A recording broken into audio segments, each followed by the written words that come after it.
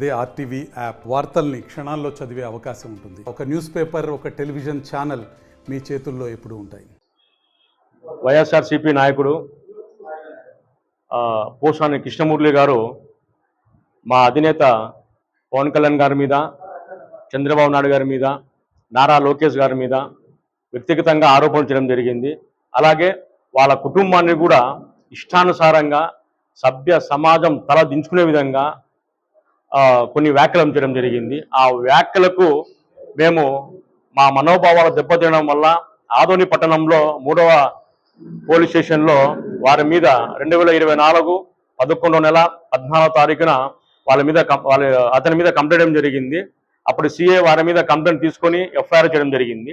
గత 2 రోజుల కిందట రాజమండ్రి పోలీసులు హైదరాబాద్లో గల అతని నివాసంలో పోసాని కృష్ణమూర్తి గారిని అరెస్ట్ చేసి రాజమండ్రి సెంట్రల్ జైలుకు 14 రోజులు రిమాండ్కు పంపడం జరిగింది. మేము ఇక్కడ కేసు పెట్టడం వల్ల ఇక్కడ ఉన్నటువంటి పోలీస్ డిపార్ట్మెంట్ వారు రాజమండ్రి జైలుకు వెళ్ళి అక్కడ పీటీ వారెంట్ కింద నిన్న అర్ధరాత్రి 12 గంటలకు కర్నూలు మేజిస్ట్రేట్ ముందు హాజరయ్యి 14 రోజులు ఇక్కడ రిమాండ్ పంపడం జరిగింది. ఇవన్నీ ఎవరి కర్మకు వారి బాధ్యులే. ఎందుకంటే అధికారం ఉంది కదా, అధికార మతంతో మేము ఇష్టం వచ్చినట్లు మాట్లాడతాము. మా జగన్మోహన్ రెడ్డి గారి ముప్పు కోసము మేము ఏమైనా చేస్తాం, పదవులు పొందుతామని చెప్పేసి 30 ఏళ్ళు మాదే అధికారం అని చెప్పేసి ఆడవాళ్ళని చూడకుండా, బిడ్డలను చూడకుండా ఇష్టం వచ్చినట్లు కొంతమంది వైఎస్ఆర్సీపీ నాయకులు నోటికి అద్దం లేకుండా మాట్లాడినారు. వారికి ఎటువంటి గతి పడుతుందో ఇప్పుడు పోసాని కృష్ణమూర్తి గారిని చూసి నేర్చుకోండి ఒకసారి. వీళ్ళకు కూడా అలాంటి గతే పడుతుంది. నిన్న మాజీ శాసనసభ్యులు, ఆదోని శాసనసభ్యులు సాయప్రసాద్ రెడ్డి గారు కొన్ని వ్యాఖ్యలు జరిగింది. పోసాని కృష్ణమూర్తి గారికి మా ప్రభుత్వం అండగా ఉంటుంది, వారి వ్యాఖ్యలు మేము సమర్థిస్తున్నాము. ఏదో ఒక చోట్ల పెట్టాలా కేసులు, 16 చోట్ల కేసులు పెడితే ఎలాగా, మా 5 సంవత్సరాలు మేము ఎవరిని ఇబ్బంది పెట్టలేదని చెప్పేసి వారు చెప్పడం జరిగింది.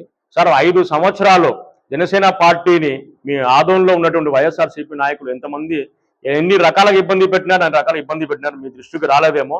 మా మహేష్ యాదవ్ ఇంటికి వెళ్ళి 100 మంది కొట్టడం జరిగింది.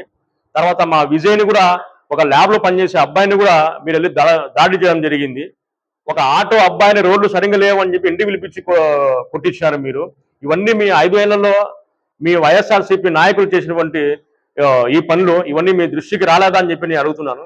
ఇప్పటికైనా వైఎస్ఆర్సీపీ నాయకులు తగిన విధంగా బుద్ధి తెచ్చుకొని ఇష్టానుసారంగా మాట్లాడుకోకుండా రాజకీయం చేయాలని చెప్పి మేము కోరుకుంటున్నాము. రాజకీయాల్లో ఎంతో హుందాగా ఉండాలా.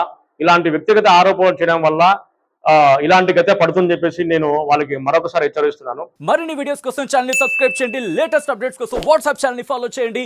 అండ్ లింక్ డిస్క్రిప్షన్ లో ఉంది.